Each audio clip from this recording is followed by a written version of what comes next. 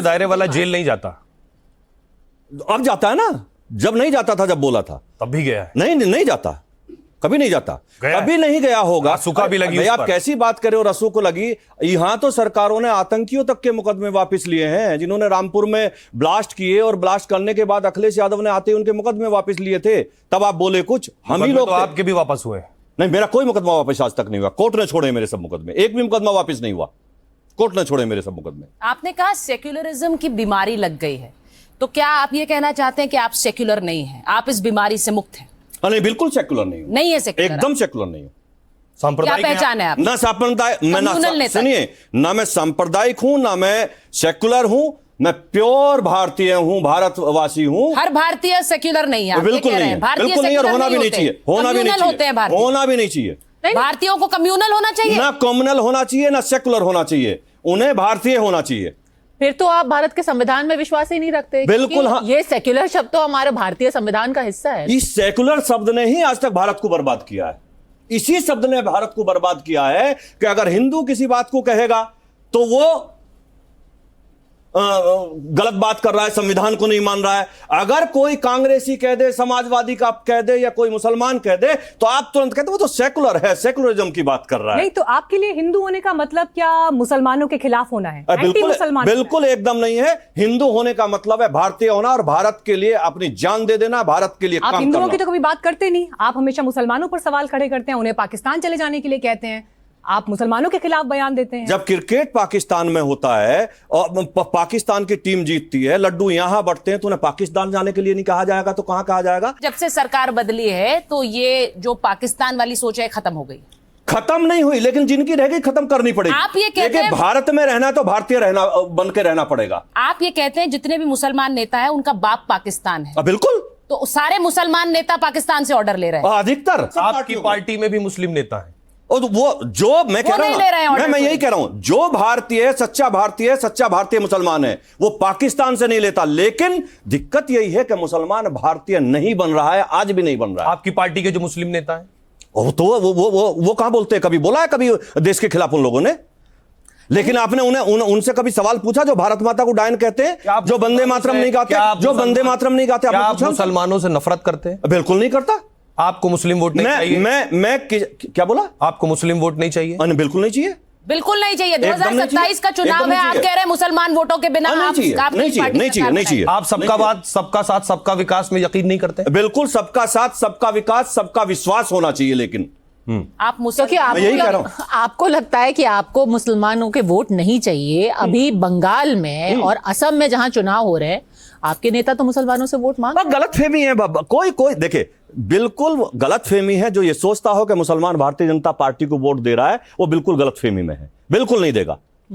तो फिर आप उनको एक अलग धड़ा बना देंगे। पर अब ये बताइए, आपने क्रिकेट की बात की थी, आपको वो सारे मुसलमान नजर आते हैं या फिर वो लोग नजर आते हैं जो कि पटाखा बजा देते हैं अगर भारत पाकिस्तान के मैच में पाकिस्तान जीत जाता है? उस सरकार के खिलाफ बोलिए ना आप, जो भारत पाकिस्तान का मैच कराती है, भले से ही वो दुबई में जाकर के होता है, लेकिन बैन हुआ ना। लेकिन इसी सरकार ने बैन भी किया ना पाकिस्तान को। अरे पाकिस्तान के साथ मैच तो खेलते हैं ना, भले से भारत में नहीं खेलते, दुबई में जाके तो खेलते हैं। भारत में बैन तो किया ना। अरे भारत में क्या हुआ, खेल तो रहे हैं। आप 70 साल की बिगड़ी हुई व्यवस्था क्या एक ही साथ सुधारने की कोशिश कर रहे हैं क्या? धीरे धीरे आप निश्चित रहिए, सब सुधरेगी। आपको लगता है कि पाकिस्तान के साथ मैच ही नहीं खेलना चाहिए? देखिए, जब तक पाकिस्तान आतंकवाद ना छोड़े, मेरे घर में आतंकवादी भेजना ना छोड़े, तब तक मैच छोड़िए, कोई डील उसके साथ नहीं होनी चाहिए। लेकिन आप तो कहते हैं कि आतंकवाद का धर्म होता है और हर आतंकी मुसलमान होता है। आप मुझे बता दीजिए, 99% आतंकी मुसलमान ही क्यों होते हैं? आप जवाब दे दीजिए। के प्रति नफरत दिखाता है? बिल्कुल नफरत नहीं है। आपकी मुसलमानों के प्रति हेटरेट दिखाता है? बिल्कुल नहीं है। मैं कह रहा हूं, मैं देखिए, आपने इसे उल्टा बोला। मैंने कहा आतंकवाद का धर्म नहीं होता, लेकिन हर आतंकी मुसलमान होता है। ये क्यों है? आपको आपका एक पुराना बयान सुनवा रही हूं, आप बता दीजिए। मेरठ का बयान है।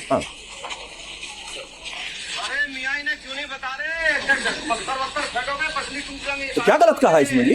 एक बुजुर्ग है वहां पर। अब क्या गलत कहा है? आम नॉर्मल तरीके से खड़ा है, आपने नॉर्मल तरीके से खड़ा है, ना तो उसके हाथ में पत्थर है, ना वो किसी आपत्तिजनक स्थिति में खड़ा है, लेकिन ये दिख रहा है कि आप नफरत के आधार पर बताना चाहता हूँ, आपको वही बताना चाहता हूँ। आप पत्रकारों के साथ दिक्कत ये है कि आप एक हिस्सा काट के दिखाएंगे उसका, ये पूरा दिखाइए ना। आप मैं गया क्यों था वहां?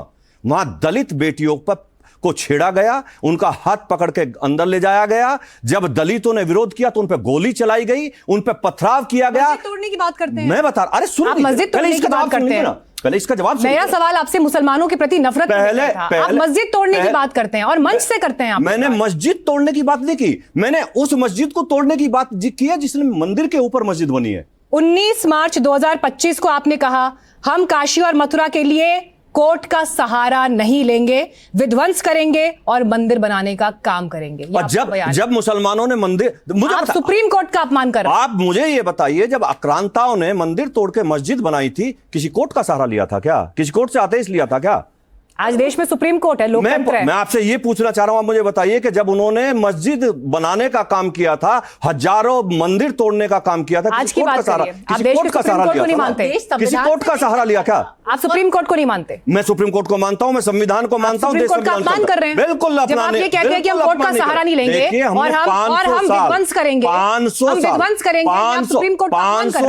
500 साल हमने बाबरी मस्जिद का झेला है, विध्वंस झेला है। उसका फैसला कोर्ट से आया, झेला है ना, मंदिर बना, कोर्ट से फैसला लेकिन लोगों ने उसे गिराया ना, लोगों ने उसे गिराया ना। जी, आप जब ये कहते हैं, जब आप ये बयान देते हैं कि 1992 में बाबरी था, 2022 में ज्ञानवापी की बारी है, बिल्कुल, तो आप क्या कहते हैं? बिल्कुल, बाबरी में क्या हुआ था और ज्ञानवापी में वही करेंगे। जितने देश में मंदिर तोड़ के मस्जिद बनाई गई थी, आप मुझे एक बात बताइए, फैसला संगीत सोम करेंगे या कोर्ट मैं आपसे पूछ, देश की जनता को भावना, देश की जनता की भावना करेंगे या कोर्ट करेगा? देश की जनता की भावना समझनी पड़ेगी, हर किसी को समझनी पड़ेगी, आपको भी समझनी कोर्ट पड़ेगी। या देश का कोर्ट जनता की भावना नहीं समझता है, संगीत सोम समझते हैं। देश की भावना समझती हुई तो कोर्ट ने कहा कि मंदिर बनेगा। नहीं तो एक मंदिर बनेगा, तो आपने कहा सारे मंदिर बनाएंगे। आप निश्चित देखिए, आप निश्चित समझ लीजिए। संगीत सोम जी, तथ्य पर आना पड़ेगा। कोर्ट ने संविधान के आधार पर, कानून के आधार पर फैसला दिया है, वो कानून जो इस देश की नींव है, भावनाओं के आधार पर फैसला नहीं दिया। तथ्य पर बात करते हैं सर, आप कह रहे हैं कि कोर्ट भावनाओं से चलने लग गए हैं। आप देश के सुप्रीम कोर्ट पर सवाल कर रहे हैं, और क्या आप ऑन रिकॉर्ड इस बात को, तथ्य पे फैसला, आप ऑन रिकॉर्ड अपनी बात पर काबिज हैं? तथ्य पे फैसला 500 साल कल को अगर सुप्रीम कोर्ट के जजेस आपकी ये बात सुनेंगे तो आप इस बात पर काबिज हैं? देखिए मेरी बात सुनिए, एक टाइम होता था कि जब ये कहते थे कि राम नाम की चीज नहीं है, ये काल्पनिक है। ये भी तो आपने उनसे पूछा ये कि आप कहते हैं कि राम तो है ही नहीं, वो तो काल्पनिक है। आज अगर देश की जनता, देश का कोर्ट मान रहा है कि वहां राम मंदिर था, राम मंदिर बनेगा, इसी तरीके से मैं आपको बताना चाहता हूं कि जितने मंदिर तोड़कर मस्जिद बनाई गई थी, हम लोगों की यह मांग है कि हर जगह वहां मंदिर ही बनेगा। मोहन भागवत जी तो कहते हैं कि हर मंदिर में आप हर मस्जिद में आप शिव मंदिर, हम हर मंदिर में, भागवत साहब की बात आप नहीं हर मंदिर में नहीं ढूंढ रहे हैं, हम हर उस मस्जिद में ढूंढ रहे हैं जो मंदिर तोड़ के बनाया। कितने मंदिरों की सूची है? हिंदू संगठनों ने तो 60,000 मंदिरों की सूची बना दी है। देखिए, आप हर चीज को मिलाने की कोशिश करते हैं। मैं आपसे बताना चाहता हूं, मोहन भागवत जी ने कहा कि हर मस्जिद में मंदिर मत ढूंढिए, यही कहा ना। हम कहते हैं हर मंदिर में मस्जिद नहीं है, लेकिन हर उस मस्जिद में मंदिर है जो मंदिर तोड़ के मस्जिद बनाया गया। क्या आप लोगों को भड़का रहे हैं कि छेना हथौड़ा लेकर जाओ और जो इस तरह के विवाद हैं उन्हें खुद ढहा दो? देखिए, लोग अगर भड़काने में आते और लोगों को भड़काना होता तो अब तक तोड़ दिए होते, अब तक टूट गए होते।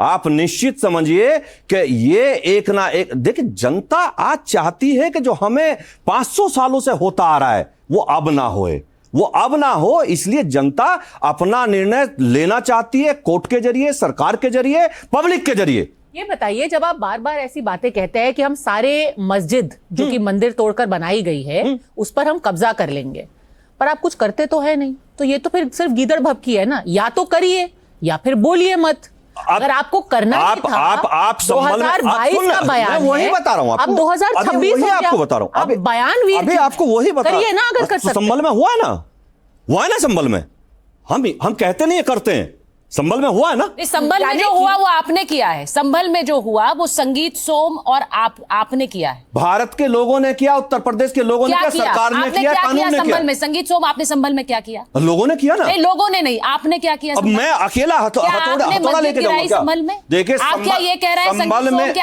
में मस्जिद, संभल में जितनी कहा हमने किया, हाँ, क्या किया? अगर सरकार किया तो हमने बोलिए क्या किया संभल में? ये समाजवादी सरकार में क्यों नहीं हुआ? नहीं, आप खुलकर ये बसपा की सरकार में क्यों नहीं हुआ? ये कांग्रेस की सरकार में क्यों नहीं हुआ? आप यही बातें अपने भाषणों में कहते हैं जाकर लोगों को, तो यहाँ पर खुलकर बोलिए आपने संभल में मस्जिद गिराई। हम कह रहे हैं कि सरकार ने गिराई, क्योंकि अवैध बनी हुई थी। तो सरकार भी हमारी है ना? सरकार आप है। हाँ, सरकार हमारी है, सरकार आप है। हम उसी सरकार के कार्यकर्ता इसका हैं। श्रेय ले जाते हैं आप अपनी भाजपा पूरी सरकार, हाँ बिल्कुल जाता है भाजपा को। आप ये कहते हैं कि मुझे हर घर में एक धुरंधर चाहिए। बिल्कुल चाहिए। क्योंकि क्या घर घर में भारत में आतंकवादी बैठे हैं? आप क्या ये कहना चाह रहे हैं? क्योंकि आपने कहा हर घर में धुरंधर चाहिए जो जाकर देश में बैठे आतंकियों को मारे। तो इसमें गलत क्या कहा है? क्या कहा है गलत में? हाँ, बिल्कुल बैठे, देश में आतंकी बिल्कुल गद्दार बैठे। तो सरकार नहीं कर रही बिल्कुल, सरकार भी काम कर रही है ना। तो आतंकी कैसे बैठे हैं देश में? तो आतंकी बैठे हैं ना, आतंकी बैठे हैं तो सरकार के ऊपर दिक्कत यही है, दिक्कत यही है कि आप उन आतंकियों को आतंकी कहने की जरूरत नहीं समझते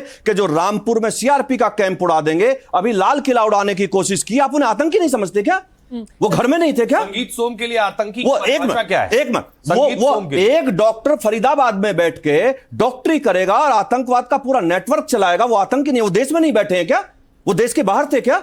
क्योंकि पद्मजा ने पूछा आपने क्या किया है, मैंने इसीलिए ये गिनाया कि आपने ये किया है कि आपने ये बताने की कोशिश कर दी कि हर घर में घुसकर मारने के लिए धुरंधर तैयार हो जाए। देखिए, मैं आपको एक ही चीज बताना चाहता हूं, अब देश में वो नहीं चलेगा जो 70 सालों से चलता आ रहा था, वो अब नहीं चलेगा, नहीं चलेगा, नहीं चलेगा। संगीत सोम जी, जब आप ऐसे बयान देते हैं ना, तो उन लोगों की बात को और प्रबलता मिलती है। असदुद्दीन ओवैसी जैसे लोग जो कि किसकी बात कर रहे हैं आप किसकी बात कर रहे हैं? सांसद है वो, किसकी बात कर रहे हैं आप? उसी के लोग कहते हैं कि 15 मिनट के लिए फोर्स हटा दीजिए, उसी के लोग कहते हैं कि हम कोई कागज नहीं दिखाएंगे, उसी के लोग कहते हैं कागज नहीं दिखाएंगे। मैं कह रहा हूं ना, मैं कह रहा हूं, मैं आपको वही कह रहा हूं ना, यही लोग हैं जो आतंकियों का समर्थन करते हैं, यही लोग हैं। ठीक है, फिर भी वो चुन करके गए हैं। बात यह है कि जब आप आके लड़े ना, कि हम घर में घुस, अच्छा आके मेरठ मुजफ्फरनगर से लड़के चुन के दिखाए ना। आप कह रहे हैं कि आप आके मेरठ मुजफ्फरनगर से लड़के चुन के दिखाए, वो आपको कह सकते हैं हैदराबाद आ जाएंगे, चुनाव में लड़े, हो सकता है वैसे दिखाए ना, पता लग जाएगा, फिर पता लग जाएगा, फिर पता लग जाएगा, फिर पता लग जाएगा। बिहार में उनके 5, बिहार में किन से, हाँ